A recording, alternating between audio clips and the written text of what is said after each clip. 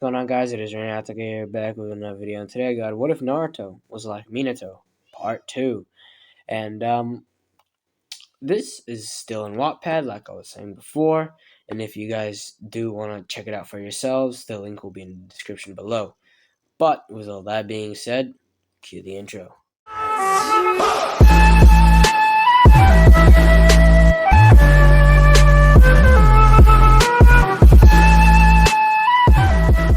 Where we left off, Naruto smiled. "You have a nice name, Kurama." The newly dubbed Kurama smiled. "Thank you. It means a lot coming from someone whose name means fish cake." Kurama smirked at the end, intentionally making a jab at Naruto's name to see if he could rile the boy up. His success was only minuscule though. Naruto only had a tiny frown on his face, instead of a full-blown childish rage Kurama was expecting. "Actually, I prefer the other meaning of my name. Maelstrom is much better than being compared to a fish cake, Kurama." Kurama chuckled, a smooth, deep baritone, and lit up a warm feeling inside Naruto. Naruto decided he liked Kurama's voice. No one would think of a maelstrom when they see you, or when they look at you, Naruto. Perhaps when you're older, but certainly not now. Kurama teased him. Naruto shrugged, and then his eyes turned serious, making Kurama do the same. Naruto asked the Bijou, "Kurama, you know I have questions, right?" Kurama nodded. "I assumed as much. However, I had expected us to meet when you are significantly older. I have to say, I was not expecting you or expecting your call to me." Naruto shook his head. "Well, if it makes you feel better, I was not expecting you to pull me inside my mind," he said absently, noting that he was not wet at all, in spite of standing and sitting in water. Kurama returned to his earlier position, lying down, face on his paws or hands. "I will do my best to answer whatever questions you have, Naruto," he assured him. Naruto gave a nod of gratitude and sat down as well. Okay, first question. First question. Why does my mindscape represent a gutter or a sewer or whatever you call it?" Kurama looked silent for a moment, after which a mischievous grin broke out on his face, exposing his sharp canines. You know what they say about people whose minds are in the gutter, right?" Naruto gave him a blank look, reminding Kurama that Naruto, however intelligent for his age, was still only 5 years old. Kurama's embarrassed blush would have been visible on his face if the fur were not orange. He cleared his throat loudly to avoid further embarrassment. "Sorry, Naruto, but I have no idea why your mindscape is a sewer. There is only a theory that says that if your mindscape is a reflection of your mental state, it could have been the physical trauma that it was given to you by the villagers, but why it was particularly a sewer, I don't know," he replied. Naruto absorbed the information like a sponge, and after a few seconds, he asked Kurama, "So I have psychological, not physical, but psychological trauma. I knew about that, which means that even if I change the appearance of a mindscape to something else, there will still be something that represents that trauma, right?" Kurama inclined his head in agreement, smiling a little. "That's right. I have to say, though, it's nice talking to someone who is intelligent." Naruto's eyes visibly brightened up at the praise, giving a full-blown smile to his newest friend. Kurama noted with some amusement. The grin looked very similar to his own and a redhead. Naruto jumped to his feet. "Your answer just confirmed something for me, Kurama." His eyes had a mix of excitement and determination to them, as if he was about to do something.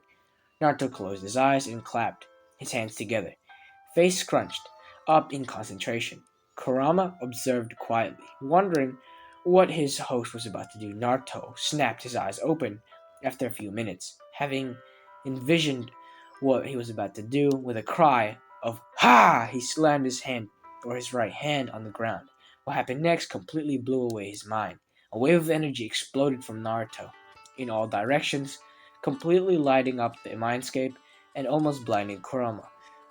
Was it chakra that exploded from him just now? How is that even possible? He hasn't even unlocked it yet. That pulse of chakra completely shredded everything it came in contact with. Naruto may have possibly destroyed his own mind. Where were the thoughts running through Kurama's head. When he opened his eyes, however, he was stupefied to a degree he didn't think was possible. His eyes were wide, his jaw was hanging, making him look quite comical. A beautiful valley greeted his eyes, grounds that were lush and a shade of green, and that looked heavenly. Streams with water, clearer than he had ever seen. The grass felt soft under his limbs, and there was a massive oak tree with that made it a shade that made it great for naps. The cage around him had disappeared, instead replacing it, excuse me, I do apologize for the stuttering. Instead, replaced with the collar, which had the same piece of paper from before, with a kanji for seal written on it. He looked at Naruto in wonder. This kid was a package of one surprise after another. Naruto got up from his position, looking no worse for wear. He smiled satisfactorily. This is so much better than before. Wouldn't you agree, Kurama? He asked, turning to him. Kurama was smiling, like he was the happiest being on earth. No one had ever done anything for him, and Naruto, who had just met him, had already done so much for him. Kurama looked at Naruto with gratitude in his eyes. Thank you, Naruto. You have no idea how much this means to me. Naruto shook his head at him. Don't worry about it. We're friends, right? Kurama nodded, feeling excitement in a long time. Wanting to explore what Naruto had created, he was about to leave but Naruto's voice stopped him mid-step. However, it seems strange that there's no presence of a celestial body in the sky. I had envisioned it just like outside, he mused, a frown on his face. 5 years old, on his face. A 5-year-old saying this would have earned him so many squeals of kawaii from the girls. Kurama wondered what the reason could be, and he quickly figured it out. He looked up in thought. Perhaps it's because of the seal, he muttered. Naruto looked up, confusion written clear on his face. What do you mean? Kurama looked down at Naruto. The seal keeps me inside you, Naruto. If it was only you would have absolute control over your mindscape. But I'm here as well. The control gets divided equally. However, control on my side is restricted because of the seal. The absence of the sun or the moon that you envisioned could signify that this place is cut off from my senses. In easier terms, the outside world, he explained. Naruto processed Kurama's answer. If the seal was restricting Kurama's activity, what do you propose I should do, Kurama? Kurama put his hand under his chin. He could only see one way around this, and if Naruto messed up, it could spell trouble for the both of them. But he would try his best to not let that happen. He would have to tear off a very small piece of paper off my collar, or on my collar. Leave the rest to me, Kurama assured him. When Naruto looked a bit hesitant, Kurama told him, Don't worry, Naruto. You can do it. If something goes wrong, I'll take care of it.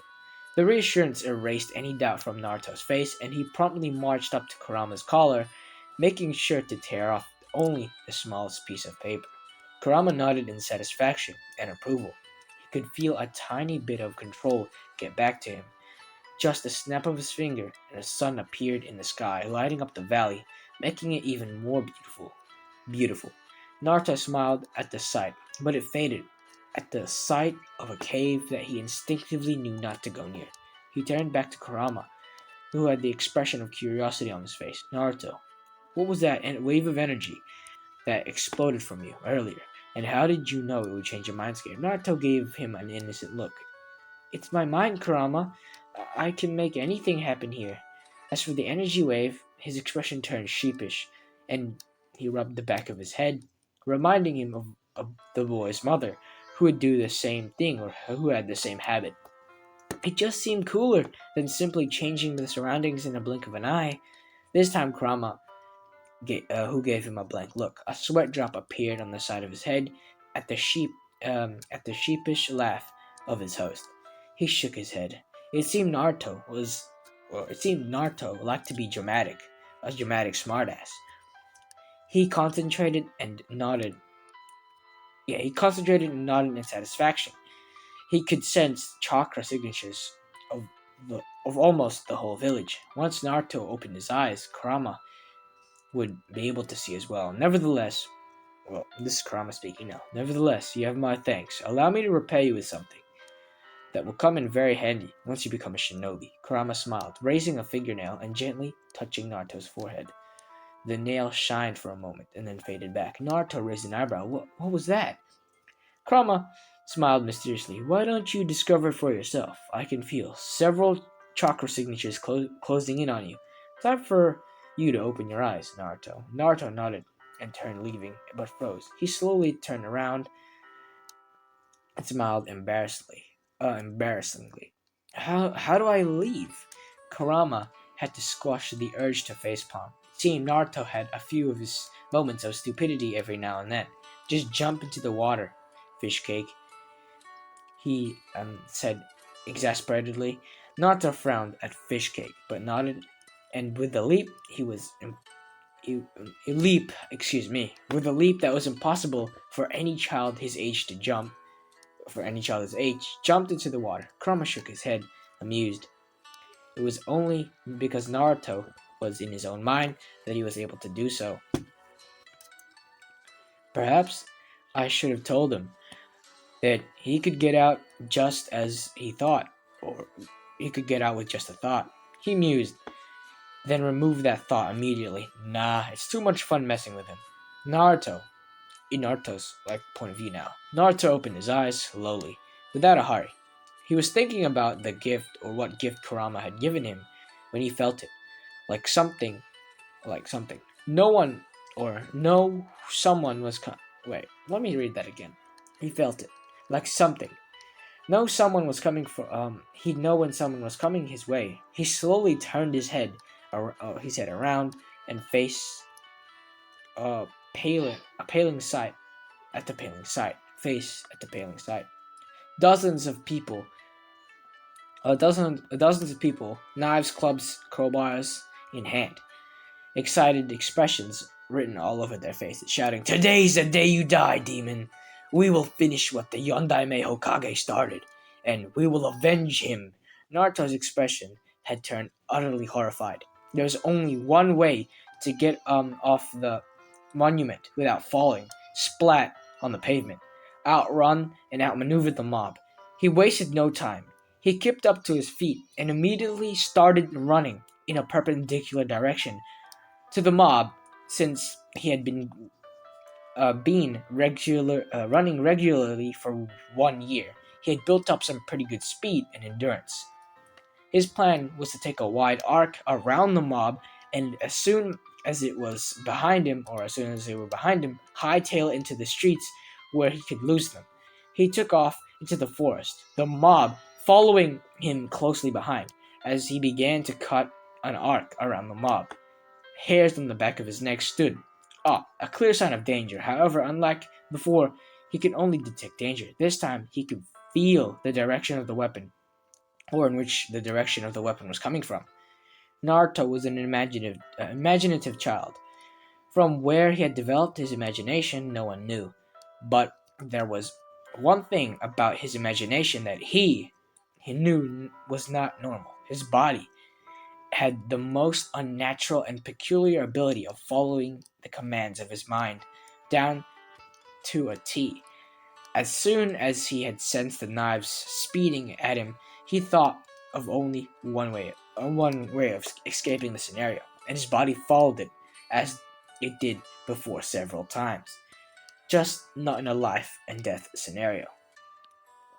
He jumped, the body in air, right? He jumped, body in the air, rotating like a screwdriver, the knives going under him, missing him by a few inches. He rolled on the ground to soften the landing and continued running, successfully getting getting the mob behind him and rode in front of him. He managed to get to the streets, where he purposefully chose the market street where he could lose them. He knew civilians could not do the tricks that he could. He vaulted neatly over several carts without losing momentum, each time increasing the gap between him and the mob.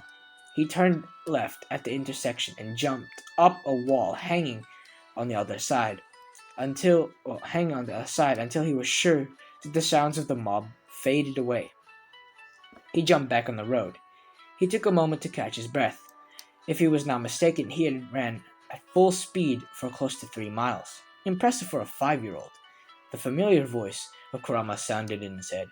Naruto looked surprised for a moment, but then he shook his head. It was probably because of the change that he had done to the seal. He also chalked it up to adrenaline that he had run so far and so fast.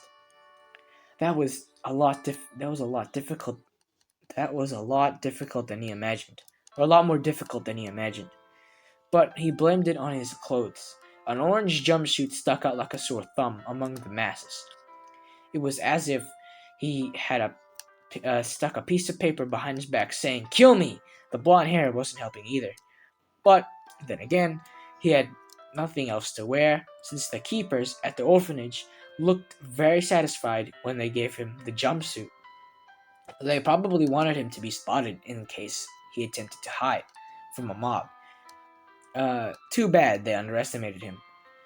So deep in his musing that he didn't notice he had entered an area of Konoha no one had taken a stroll in for at least 5 years. He looked. He looked when he saw he was standing before the gates of a beautiful mansion.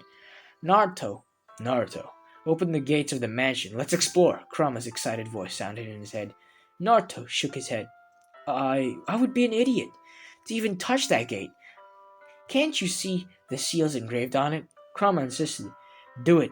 Who knows? You might get a surprise. Naruto frowned at the behavior of the fox, but followed his advice. Anyway, he placed his hand on the seal of the gate and closed his eyes, as if waiting to be blown up. He didn't realize the seals glow slightly. He opened his eyes when nothing happened. Tentatively, he pushed the gates, and to his surprise, it opened easily. The seals must be malfunctioning. If a stranger like me could enter in here, he thought. The mansion was beautiful. It was a traditional 2-story mansion surrounded by lush green grounds. There was even a small pond with clear water in front of the house. Whoever this house belongs to must be insanely wealthy, he thought, with wonder. Money was something that was rarely available to him. He decided not to dwell on it further. As he approached the front door, he began to think that it was a bad idea coming here. What if someone spotted him? What if he accidentally activated a trap? He cautiously turned the doorknob, hearing a click open. He opened the door fully, seeing the dark living room with a sofa and comfortable chairs. He turned on the lights, surprised that electricity still flowed in the circuits of the house, but it was not covered in a thick layer of dust. But it was all covered in a thick layer of dust. The owner has been gone for a long time, but why? He wondered. As he just turned in the direction of the fireplace, he stopped, short at what he saw. The first thing he saw was the uniquely shaped kunai embedded in a stone slab, placed on top of the fireplace. Every shinobi, or want-to-be shinobi, worth his salt would recognize the tri-pronged kunai. It was the Yondaime's kunai. He knew now that the house belonged to the deceased Hokage. Crap! He had just broken into the Yondaime's house. Double crap! He was just about to turn tail when Kurama's voice sounded in his head. What's that? He turned around again, seeing the portrait above the fireplace for the first time. It was Minato Namikaze, decked out in full Hokage uniform, along with the beautiful redhead wearing a high-collared sleeveless blouse under a long, loose-fitting dress, with the wristband on her left wrist Oh wait, where is it? Wristband on her left. Wrist and standard shinobi sandals. A medium-sized bulge on her stomach made him realize that she was pregnant, but that was not what caught his eye. The redhead was waving a peace sign with a very familiar grin, the same one that he wore whenever his mischievous tendencies surfaced or when he was really happy. Her face was also very similar looking to his own. Her exquisite violet eyes shaped just like his.